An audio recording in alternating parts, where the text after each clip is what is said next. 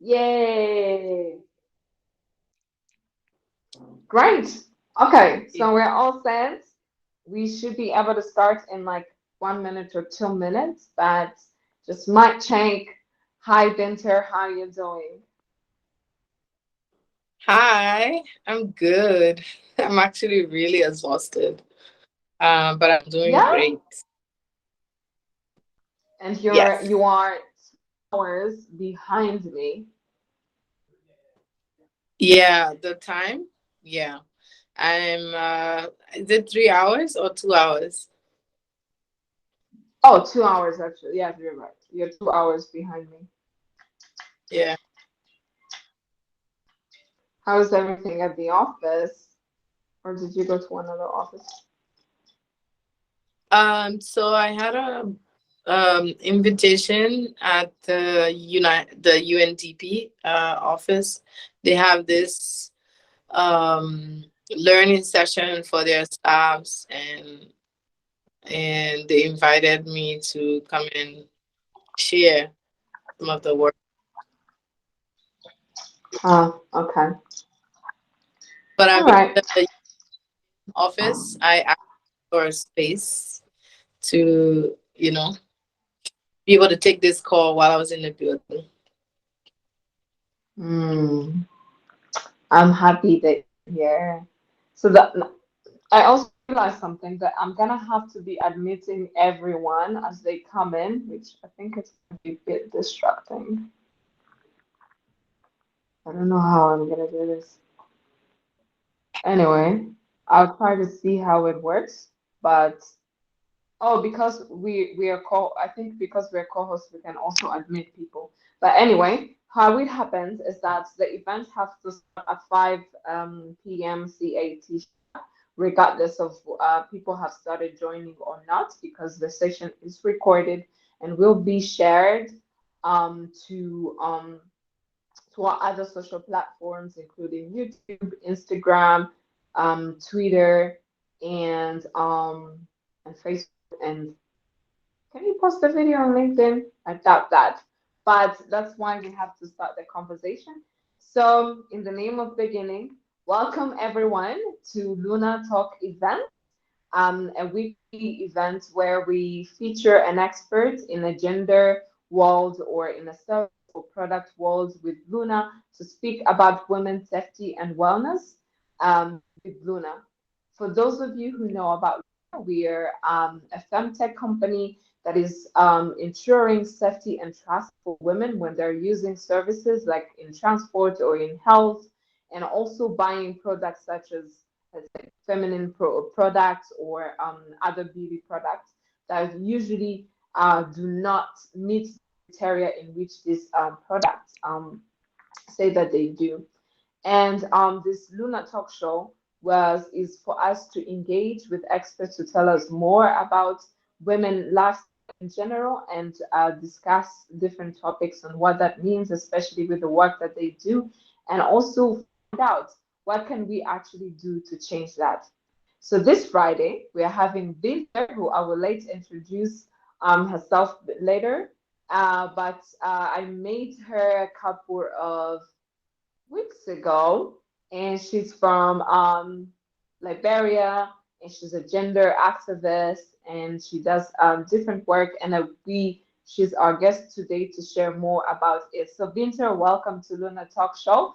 Please tell our members and guests who you are, what you do, anything that they need to know about you. The floor is yours.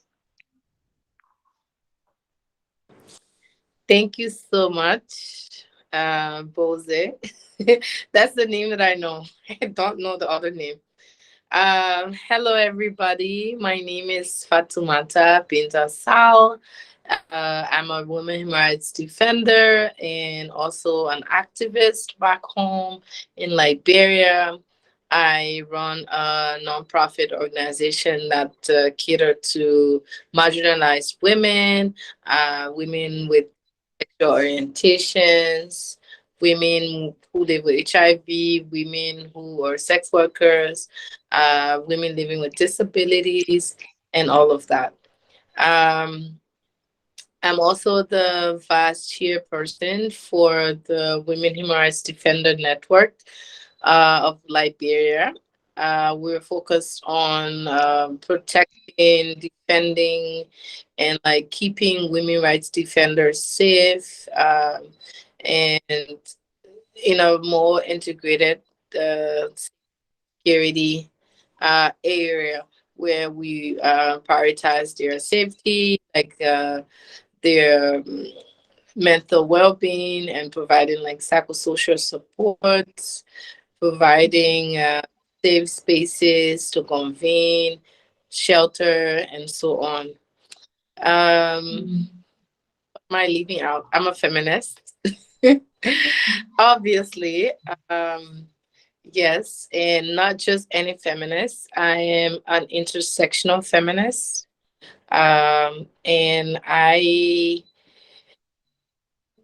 yeah, yeah, that's it for now. But like as we go in the discussion, I would talk more about the different things that I do. And I'm so happy to be here. Wow, that's Thank you.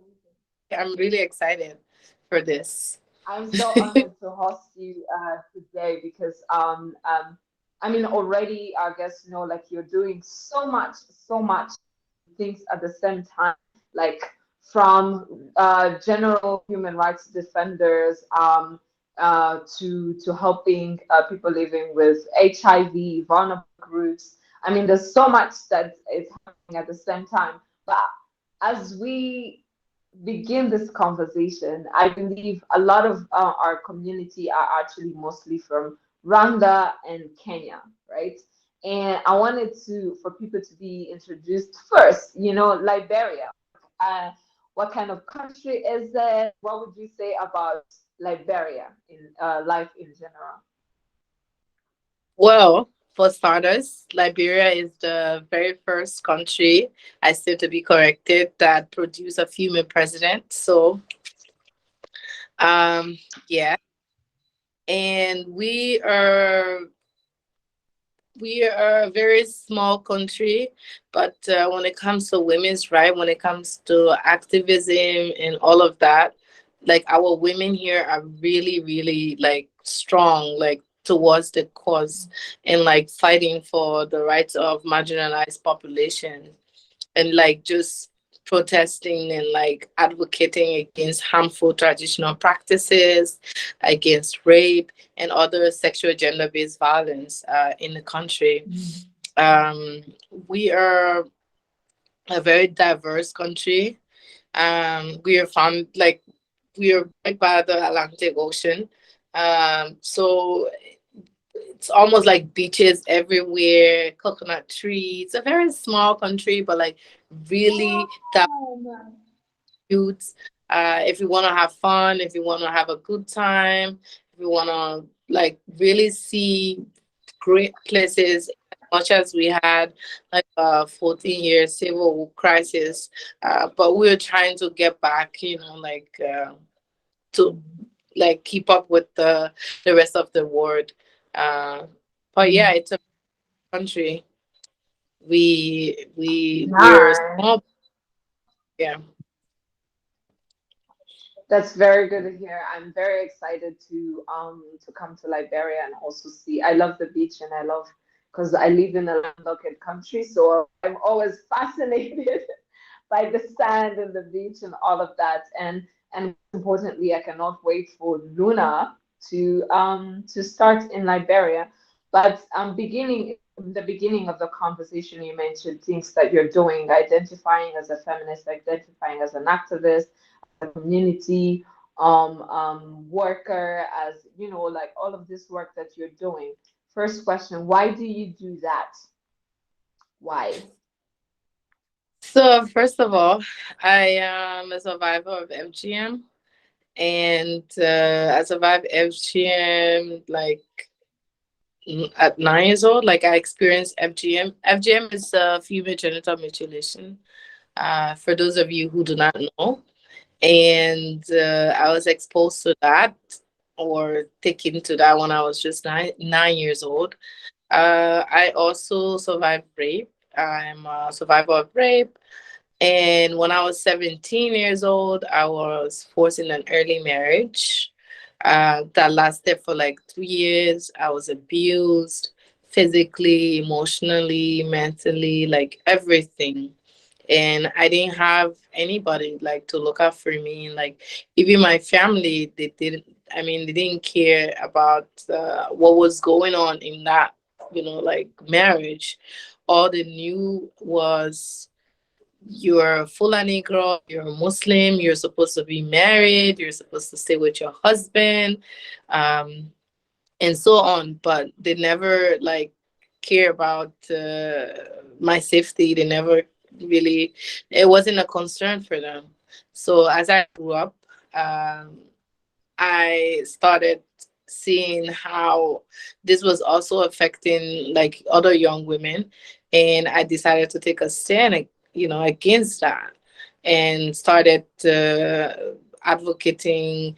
I mean, not directly advocating. I started like going to meetings and learning about rape and other forms of violence against women.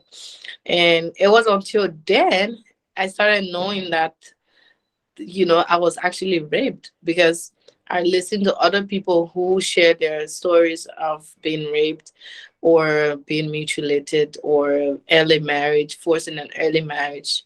Um, Before I got to know, oh, this is the same thing that happened to me. Um, Mm, so yeah, it was until then that I knew that, oh, listen, there are other people who are like me who are going through this. And also as a woman who has a different sexual orientation from like the norm, um it was just, like it just became with that, and understanding, my mm, sexuality and like accepting it, and so on, that I started actually advocating for women and girls in other marginalized group. So it was because of my experience, it was because of what I went through, that motivated me into the work that I do now.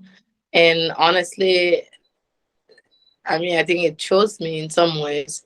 It's not like I mm, choose that work, but like I have to commit to. I made a commitment to change the stories of other girls who are like me or who might be mm, like me. For them to not mm, experience. I have two sisters. One is 13 years old, and the other one is 9 years old. She's almost 14 now, and they look up to me as their sister. And so, yeah, it's me trying to create a safe society, starting with me, like starting with them, as mm, who should live in a society that is free from violence or abuse, and all of that. Yeah. mm. Wow. I mean, first of all, thank you for sharing that with us. And that's truly heartbreaking. And it's horrifying to hear the stories of female um, FGM and stories of rape. And it's heartbreaking that you have gone through that. And even learning that that's what inspired for you to now do the work that you do, especially when you look at to all women who are now, young girls who are being raised, and including your siblings, to work on changing that. So leading and I want to tell the audience that you're very free to send your questions. We will have a Q&A at the end of this sessions, but the chat feature is open for your comments. And so, which ask me, when you do this work as an activism, you have sisters for sisters, which I want to know exactly what kind of work that you do. But before we head into the work that you're doing, there's a guest question that we always have. What is safety and wellness for women for you? What does that mean when you hear the words? What comes out? When you said that, like, what does safety means for me, it just take me to another, like, point, like another. I just had another feeling. For me, Mm, safety means having stability, like having a Mm, place that I can sleep, first of all, safely, having a mm, roof over my head, um, having, a sense of stability, um, to just know that I have somewhere that I call home. That is safety mm, for me. Another safety thing for me would be having a space where I can openly talk about my experiences and like my struggles, mm, and like freely without being judged or like discriminated or anything like that. It's also about mm, um, having services like mental health services provided, and that mm, I can, you know, that is safety for me. mm. It's about prioritizing my mental health, my physical well-being, and all of that. So if I hear safety, I think about that, and it's so important Mm. for me, important for the work that I do. Yeah. Yeah, definitely. I think that's very powerful to define it in that sense. I mean, there's a lot of things when it comes to our lives, and especially our lives as women, that we envision as such, especially things that we're yearning for and like are lacking in our daily life. And so just to be to head into the work that you're doing, I'm sure myself and other people would love to hear what exactly Sisters for Sisters is about. What this the word is already intriguing, especially for Luna community, because it's basically a community of women, and mostly supporting safe and trustable services, but also encouraging women in a more service profession. So what does for sisters mean, and where does it come from? What kind of work that are you doing? First, I would say Sister for Sisters is an organization that is geared towards creating like an inclusive space for women, and like anyone Mm, who identify as a woman. It depends like whether you're cisgender or transgender or anything like that. Once you identify as a woman, we're trying to create a safe space for you and like an inclusive space for you. So in terms of our programmings, we have an empowerment program. It's an alternative livelihood skills training program that is geared towards improving or enhancing um, women's capacity when it comes to different skills training. For example, we do like tie and dye. I don't know if you know that tie and dye, no. where the dye goes. It's like something with patterns. So it's tie and Mm, dye. It's so mm, it's catering, baking and catering. It's beads making, something like this, and so on. mm, So all of these different skills are intended to help empower women um, with an alternative of maybe having a job or anything like that. They could be able to use that skill that they've learned to be able to sustain themselves and their families. We saw that a lot of mm, our population had challenges during COVID, where some of mm, them who job before COVID were left like mm, very vulnerable. So it started with us giving out um, food and sanitary items to women and girls who are in vulnerable and like hard to reach community, who also are sexual minorities. Um, that packages. But then we saw that it wasn't very sustainable. So we needed to do something more. And then we started our alternative livelihood skills training. And that mm, has gone all the way up because we like now we've been able to empower 90 plus persons, women mm, with different backgrounds, with different livelihood mm, skills, also like a seeds funding to be able to start up a business. Um, we do advocacy with the different stakeholders. with the legislature on the different human rights issues, um, mm, through educational stuff. We work in like schools, most young mm, Muslim who are in school. We cater to them by providing sexual reproductive and rights education. We give out like sanitary pads and other personal care items. Um, mm, just a few, I think last month we went to a Muslim school and we gave them like we did a conversation around the sexual reproductive health and rights, like mm, menstrual hygiene, self care, like mental health stuff, and then we just gave them like care packages of like lotion, deodorants, like sanitary pads and all of that. And a lot of girls in mm. high school, they lack those things, those basic things. Yeah, Sometimes yeah. parents do not pay attention to that. They don't really pay attention to when young girls are on their periods, like what type of care they need, like after menstrual, Mm, whatever, or pre-menstrual and like post care and so on. mm, So that, and we intend to do more.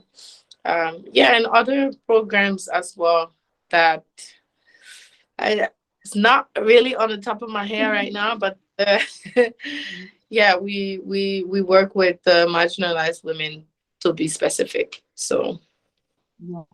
That's amazing, and I think the work that you're doing is very important. Just recently, I was listening to a story of my friend that she was sharing with me about her what are they called? I don't think they have a title, but in Rwanda we have one of these women who occasionally comes to seek gigs, either to cook for you or clean for you and wash your clothes. So she just recently had a baby, and and circumstances in which that she had the baby was basically um being manipulated by someone of higher power, that she would get money from him if they had sex, so she can be able to afford pads and specifically her younger sister needed shoes, and it was just for something as 5,000 Rwandan francs, which is $5.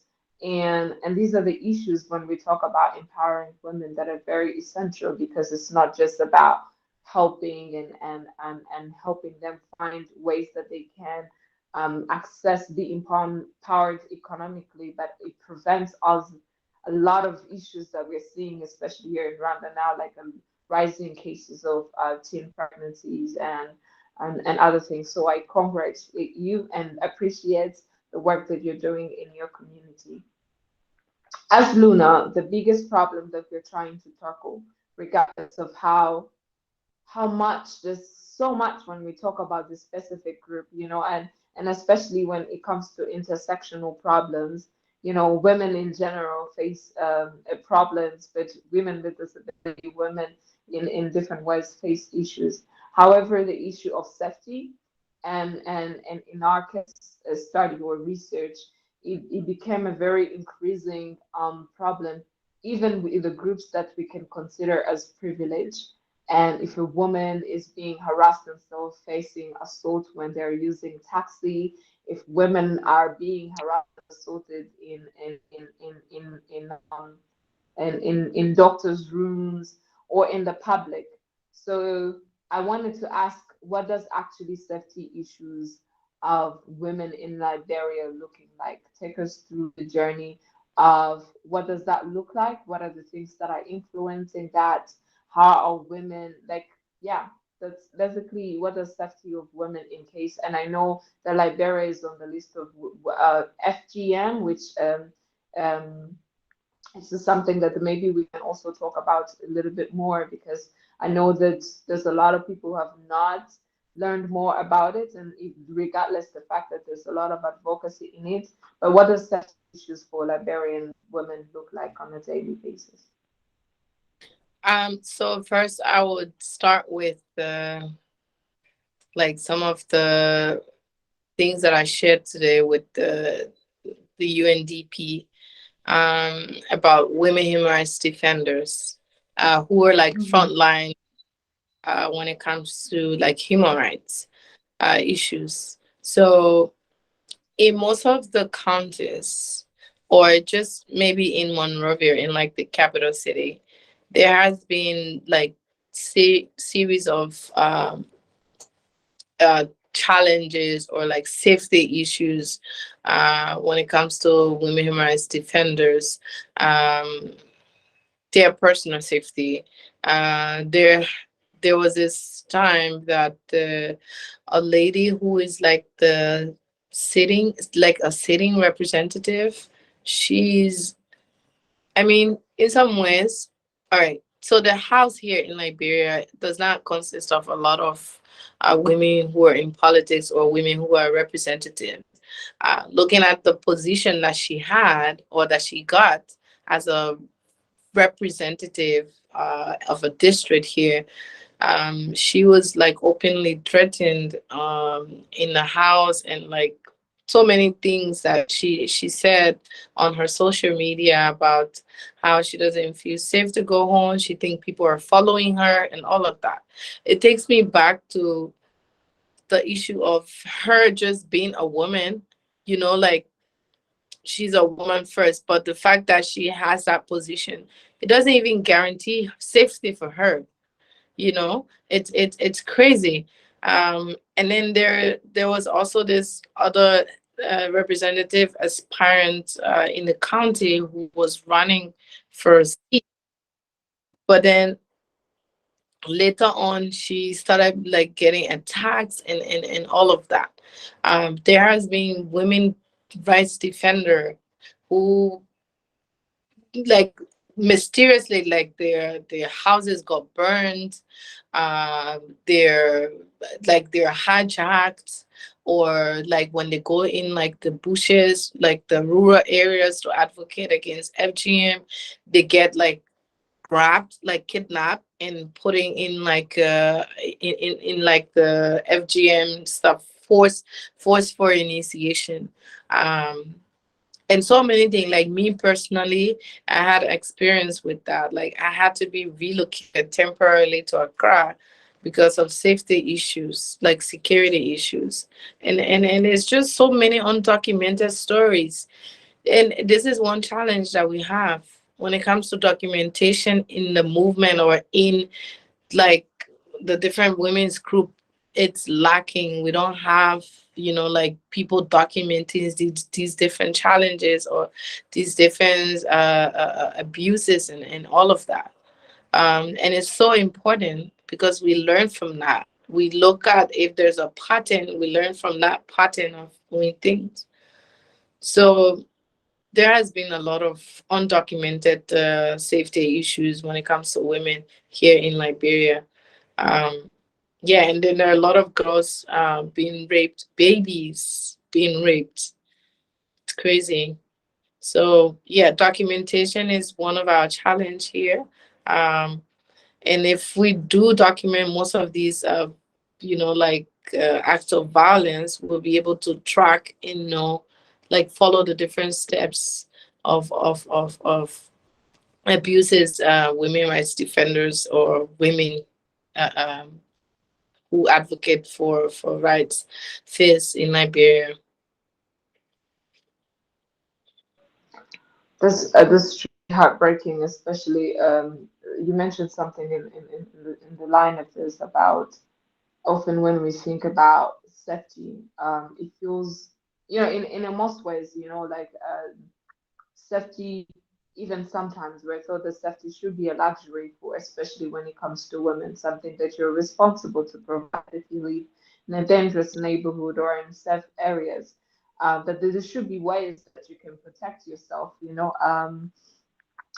tell a woman who something that have happened that you could have protected yourself more, or what have you done in order to be in those certain circumstances. Maybe you were working late at night, things like that.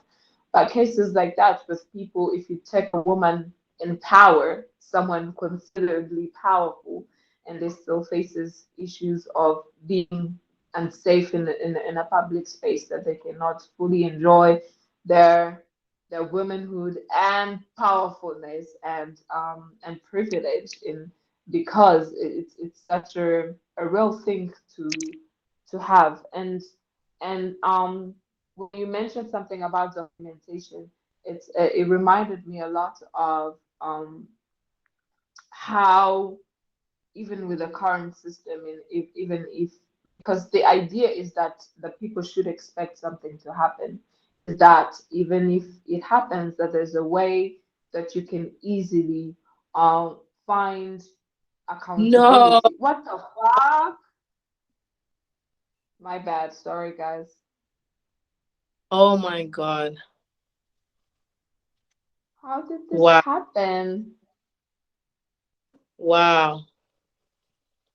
Oh my God. What the See, Jesus this is Christ? some the thing, the problems. Like we can't even have online space and like gathering. Oh my God. That was Oh, bizarre. okay, I'm traumatized. I have to find a way to like find Crazy. to Oh my God. okay.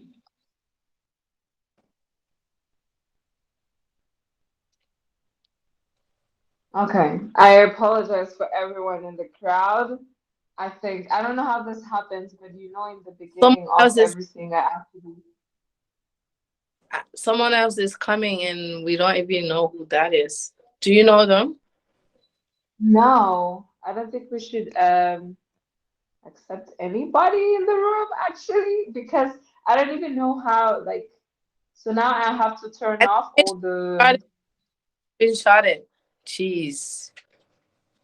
Sorry, what did you say? I said I wanted to screenshot that like for just evidence or something. Like it's oh my God, it's No, but insane. the conversation is being recorded. I don't even know that we should publicize this, because this is, oh my, I need to take a deep breath in. Yeah. Anyways, We so can't let that I mean, it's so fucking it's stupid, because this has happened many times in a women's spaces actually. yeah. And sometimes one person asked that, why is it always happening in women's spaces conversation? How is that? I don't know. Like, it's weird concept, and it's very sick concept too. And we have already in Rwanda a campaign running about cyber security, especially as we are in 16 days activism. Um, and it's important that, like in 16 days activism, a campaign created by different international organizations to fight violence, in particularly violence against women. Um, like people are speaking about, domestic violence, FGM, harassment, assault, rape, is so many issues. And recently there was a panel talking about cybersecurity, women on internet, right? So there's a lot of promotion around women being encouraged to be in open spaces, on the internet, because certainly internet is a space where you can be anything, regardless of Mhm. if you're from a conservative community, and like in the public, when you can be catcalled, that you can be yourself on internet. But there's been also a lot of policing in women expressing themselves on internet, and there's a lot of increasing violence and assault on women on internet. Cases such as this is when we talk about assault and harassment. This is one of the cases where you are forced to be in a space to do something that you shouldn't be exposed to, that you shouldn't be experiencing as a person. Um, I want to know, like, exactly how the 16 days of activism is going on your side. What have been some of the fights and conversation, and and how women are coming together to address that. Sorry. Sorry, hold on. Yeah, sorry. You can go ahead. Yeah, so I was talking about what 16 days of activism meant to you and what has been some of the work that is being done by you and your other community organizers or women rights defenders, especially as we're still in ongoing campaign. Uh, so I started off by like I was invited by the UN Women on Sunday. Hmm. They wanted me to like share. They asked if I was able to share about my experience with FGM. There was this lady who was called Jahad Dukuri. She's from the Gambia, and she's an FGM activist and was visiting Liberia in honor of 16 days of activism. So I was invited alongside her for, to share my experience of surviving FGM. And this space was inclusive of young people like influencers, young women, artists, TikTok, TikTokers, like other young people who were like influencing musicians and movie Mm, stars.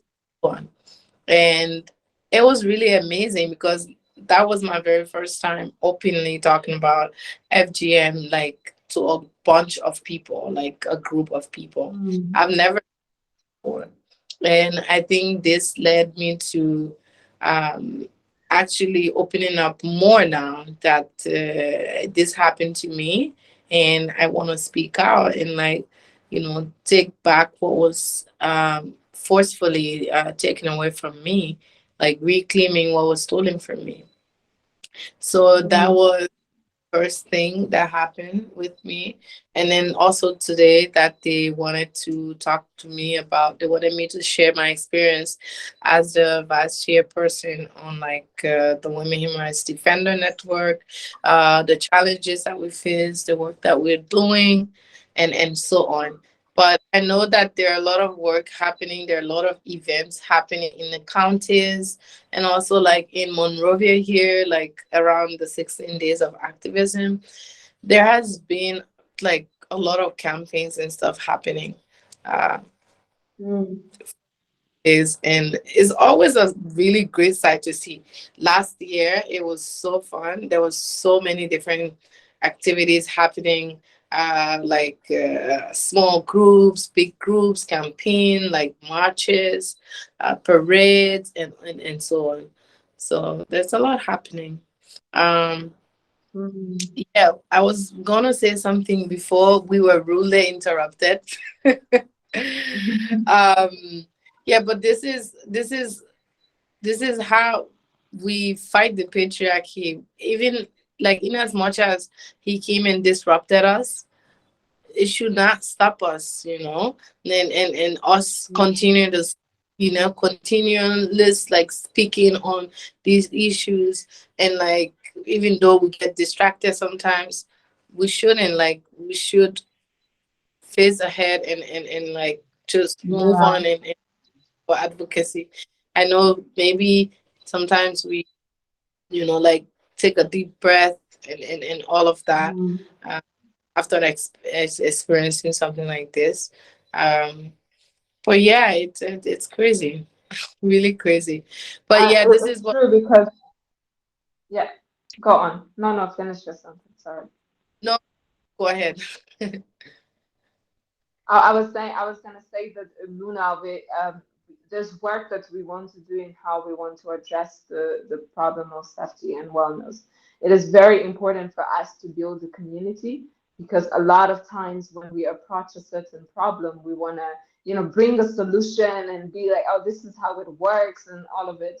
But when you study well, women, even building women access to healthcare, you need to be very peculiar. I don't think we should accept this now. So it feels like everybody now has to be not allowed in the room because it's all unverified and some strange names requesting to join this talk. It's kind of like an attack. I think um, we need to turn off the videos. People can join, but just turn off the videos. Like we can accept and disable the video. Ah, yes. Someone yeah, the just the recommend videos are good. Okay. just like So, me. but it was disabled before. I think I can do it from here as well when I accept them. Okay. Let's. So yeah, what I wanted to say, like, it's very important to build community because that's what the point of solidarity and also empowering. The space that Luna is trying to create in terms of community is also for women to share some of the stories. So, like a story like yours, it take you a long time to be able to be comfortable to share it in a public spaces, or even to be able to share it among friends and families and people who are closest to you. So to have that kind of exclusive community where women can be able to open up and share, and not just conversations about uh, trauma and sad things, but also conversation around, I don't know, pleasure, career, and many different things that are not necessary, that women do not actually have a space to experience themselves. And Mm-hmm. before we were interrupted, you mentioned something about documentation, and it actually reminded me that there was a very famous story around about this London girl who who got harassed and mugged and bitten, and her story like made it through, obviously, through solidarity and people amplifying her story. And and as many times as she reported the case, people would deny that it happened in a very strange way, that it happened a long time ago, that and there's no way to find the person. But with more, lights to the story and more women, amplifying and sharing the story, it became a big hashtag. And then when they, the story became on top of everything, it turned out, and then there was someone who shared a poem that was so powerful, I guess, in the midst of that campaign around when you're working in the streets, right? It doesn't matter what a country, especially I'm from Kigali, and there's thousands and thousands of cameras in the streets, and people can say these cameras are specifically for cars. But if it's something that actually happens, like if it's a terrorist attack or something, big, that we'll be able to find footage and find the people who committed the crime. So to realize that a lot of times the severances see this the severance cameras see these assaults and harassments and violence happening, and it's not reported, it's not counted in as an evidence to things that are happening constantly, and to provide the solution, rather ignored until there's a big community and collective of people to speak about the issue. So I strongly believe in building community to create a system that is accountable, which I hope that the Luna system can be able to provide not only a solution, but provide a community, provide accountability, and provide a way in which we can bring together to start changing this. Yeah. Yeah. Just to touch a little bit about wellness. In Liberia, there's a very low uh when it comes to mental health, right? Um, Hmm. there, there are probably no awareness and stuff like that that is raised on awareness. Sorry, wellness, well-being of Hmm. I mean population. Not to talk of women. Hmm. And there are a lot of times where, like, for me, I will speak personally, where I've been in a dire need of a therapist, and like someone to talk to, like a professional, because the work that I do is so challenging and so exhausting, emotional. And I also suffer from depression and anxiety. So there are a lot of times that I want to talk to a professional, but I do not have that opportunity. We do not have those services available. And this is one Mm, we often like time ignore our mental well-being or our mm, personal and just focus on the work and like ignore the mm, other.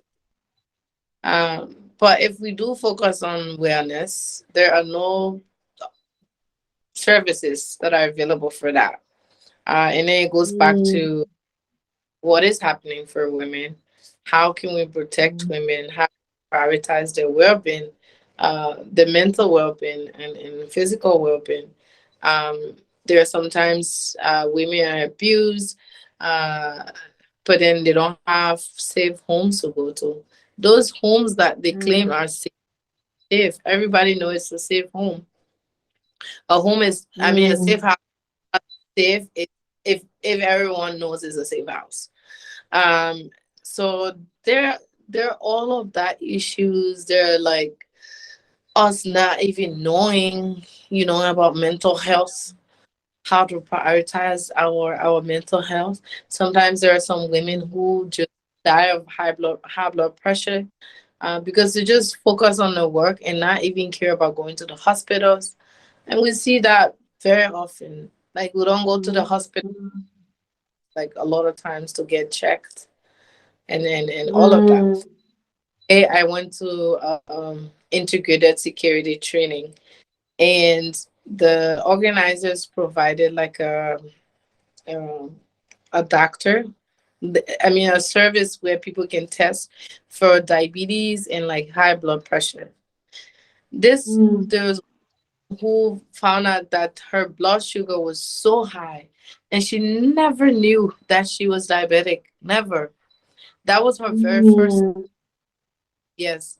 So how are we creating these spaces like when we organize these women's spaces? mm, How do we not just look at the awareness and like all of that? How do we look at safety, mm, well-being, like physical well-being and mm, mental well-being?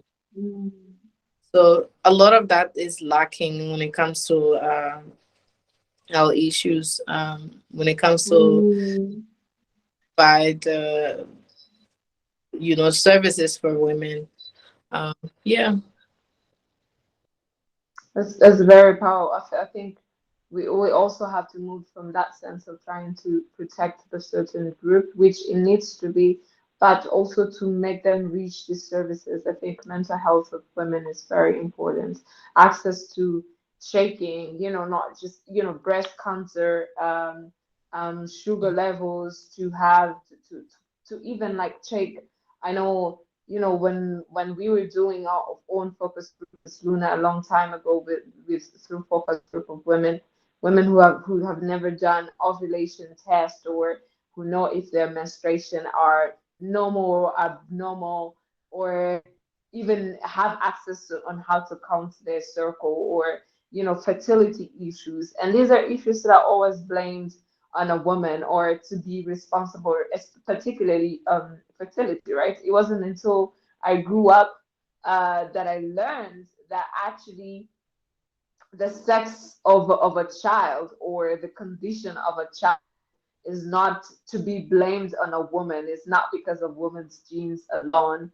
I didn't never thought, and I think it was because of a culture and tradition that I grew up in. Everything that if a son is not performing well in school, they always blamed it on the mother.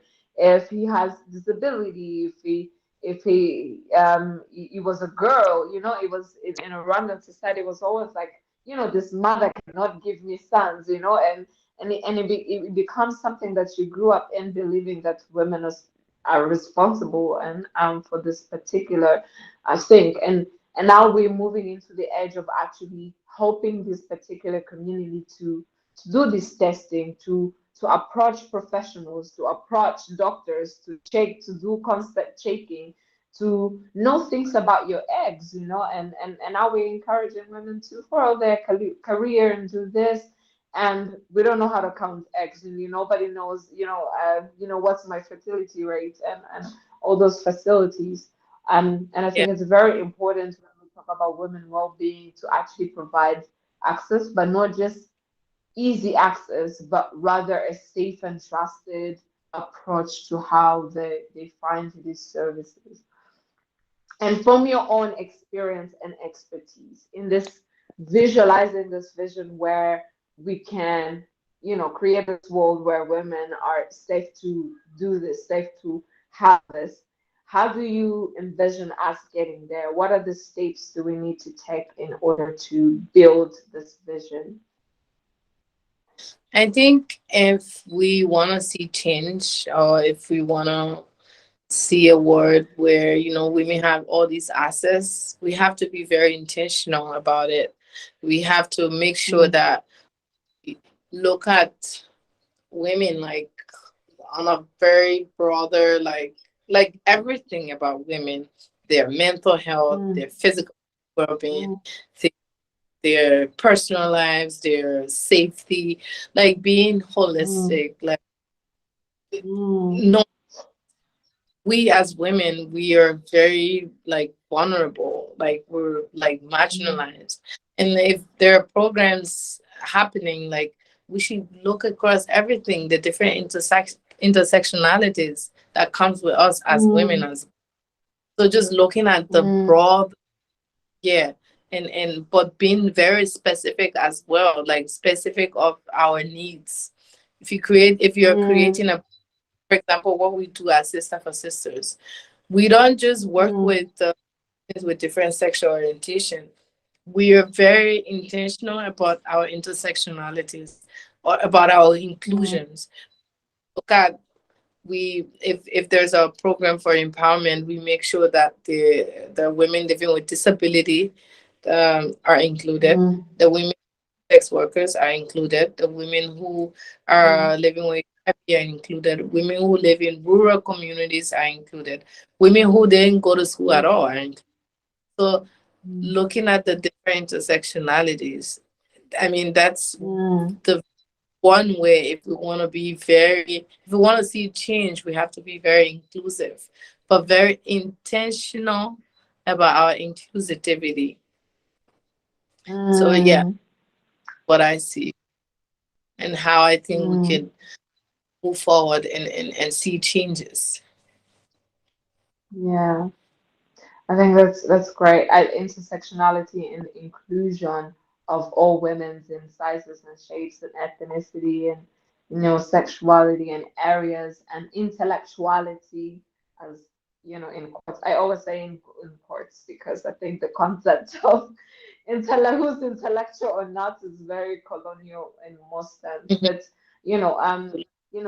women across spectrum and across sectors, and that's very powerful. And before we say the ending words, I want to open it to the public.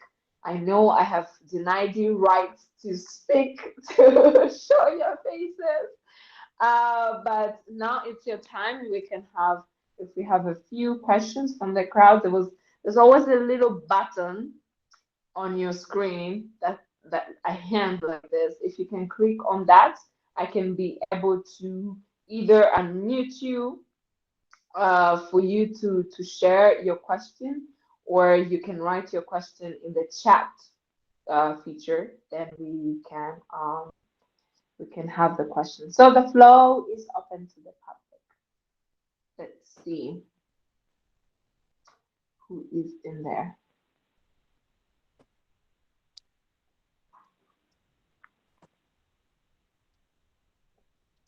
Yeah, while we're waiting, I don't think we should not post our video. I think the guy who came in like and started doing that, I think it should stay there because these are the things that are happening, and if we keep hiding them, people will not know Mm, that they are happening. So yeah, it's it's very important that we show the world that this is what women are facing. Like these are the mm, challenges, the situations, and stuff like that. mm, I mean, what mm. I don't know what your rules and protocols and stuff like that are. Now we're definitely a community. We speak. We're loud.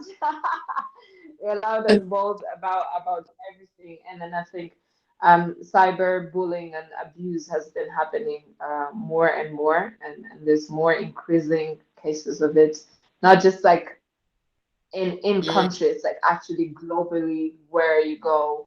Um, and it's so frustrating that if you know and I love the fact that when you pick one of the social media accounts, the first thing that they say is like create your own account, and you're like, this is my account, this is my space, and you can post whatever you want, you can do whatever you want. And all of a sudden, I used to love Facebook so much, and then all of a sudden, out of nowhere, boom, you receive this picture and video out of nowhere. and mhm. and and I left the platform for it. And I remember when there was a time when I was a very vocal, I would say, Twitter feminist, until I moved from the platform and went to the field. But there's a lot of cyberbullying to begin with, like you receive back and forth threats and harassments and assaults, and it's insane. It's like a jungle, and that you start to fear about anything that you say because you're so concerned about who might attack you. And I love there was this activist who always said that the funniest thing is because when women speak, they become targets of um, as if they're the violent ones, right? So you become a big target that you feel like you're doing something wrong, and nobody ever points, pictures of people who are actually doing something wrong, people who are actually doing these crimes, and that's where the root of victim blaming and ABCD keep raising up, because we always point the finger at the wrong person. Yeah, No, but this is a very important conversation for us, so we cannot just cancel it. It shouldn't be a setback. It should be. I mean, it's about changing. That this thing should not define us stopping, but continuing and absolutely. sharing the right message. Yes. So I see that the crowds do not have questions.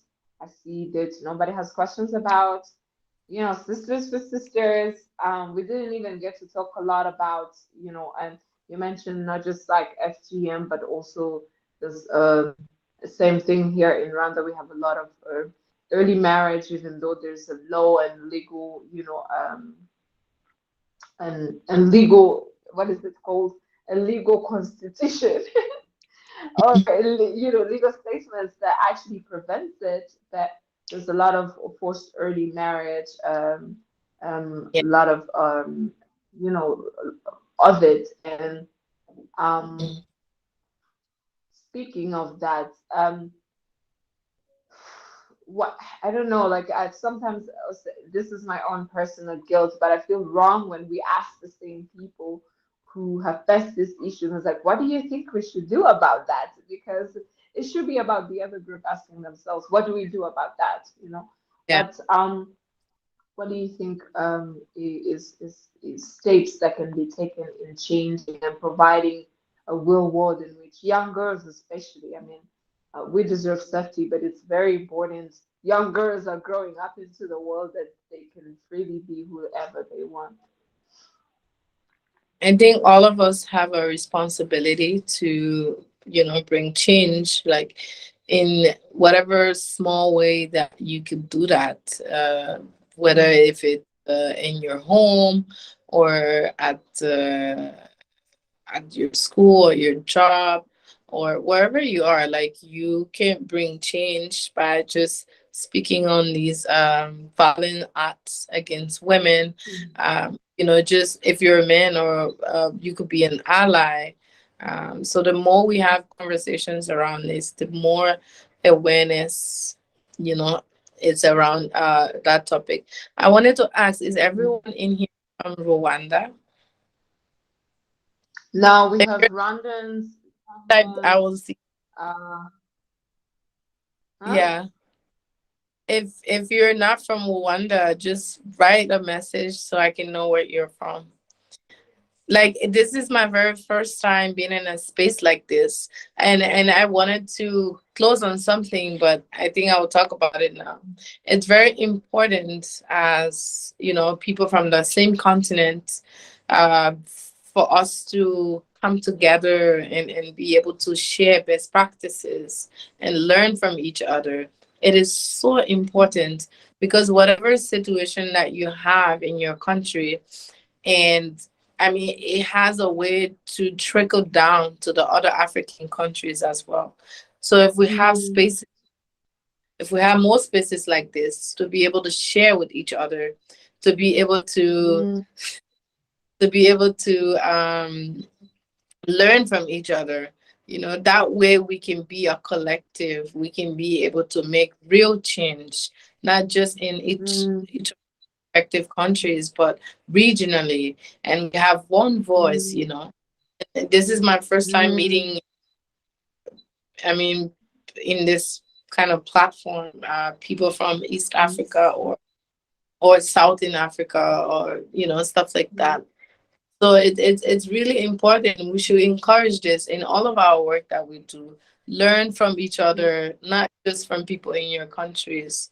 Learn from other people who are in other countries in Africa, because at the end of the mm, day, one, we have basically the same issues, maybe different context, but at the end of the day, we mm. face the same things. So yeah. 100. Yeah, I think that's a very good note to close by, because our fight is not just for us, it's for everyone. And I would like to conclude with is it overload? I think she said that I am not free unless, and you know, until and every other woman is free, even when her shackles are very different from mine, which is her way of basically saying that even if Rwanda women have majority women in the parliament, and we have the cleanest, the safest city in the world, my freedom does not mean anything if there's a Liberian woman going through things, a Kenyan woman who's still struggling on working home at night. And so the freedom, all of our freedom depends on all of us, and it relies on us, you know, joining forces to enjoy the life that we have to live. So thank you so much, Binta, for joining us today. I It, cannot thank you enough for sharing your knowledge, your time, your space, your experience, your story. And thanks you for the work Sisters for Sisters is doing. And I wish you continuing growing. And I'm looking forward to a more partnership between Luna and our community with Sister for Sisters, because I know that there's so much that we are going to learn from you. So thank you for this time. Thank you so much. And thank you to all of you for being here. It's really nice. And I wish that I was able to interact with all of you more, but I know very soon I'll be back. But Mm. thank you to Jose. Yay! And I'm looking forward to more of this. And I got to run now. So Yay! see you. Bye. Thank you so much. Have a good day. And thanks everyone for joining today's Luna Talk event. I wish you a very good weekend.